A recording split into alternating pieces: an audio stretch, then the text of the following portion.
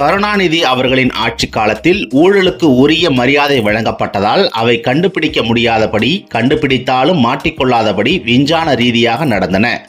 இன்றைய ஆட்சிக்கு அத்தகைய கவலை எல்லாம் இல்லை.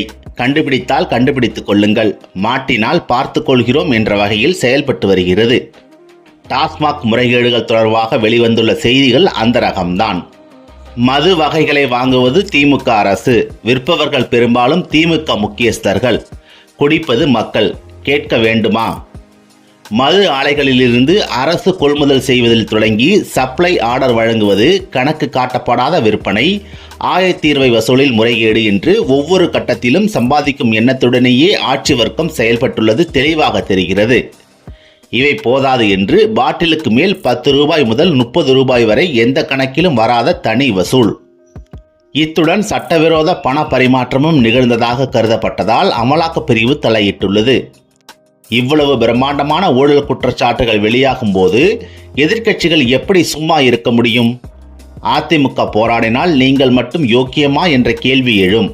அதனால் பாஜக இந்த வாய்ப்பை நன்றாக பயன்படுத்திக் கொள்கிறது. இனி எல்லாவற்றையும் அமலாக்கப் பிரிவு விசாரித்து வழக்கு போட்டு கோர்ட்டில் நிரூபிக்க எத்தனை காலம் ஆகுமோ? வழக்கு நடைபெறும் போது மேலும் எத்தகைய புதிய அதிர்ச்சிகள் வெளிவருமோ? இதற்கு தான் எதையும் தாங்கும் இதயம் வேண்டும் என்று அண்ணா அன்றே சொன்னார் போலிருக்கிறது. இதையெல்லாம் விரும்பாத அரசாக இருந்தால் சிறையிலிருந்து வெளியே வந்த மறுநாளே செந்தில் பாலாஜி மீண்டும் அதே துறைக்கு அமைச்சராக்கப்பட்டிருக்க மாட்டார். ஏன் அவ்வளவு அவசரம் காட்டப்பட்டது என்று இப்போதுதான் புரிகிறது.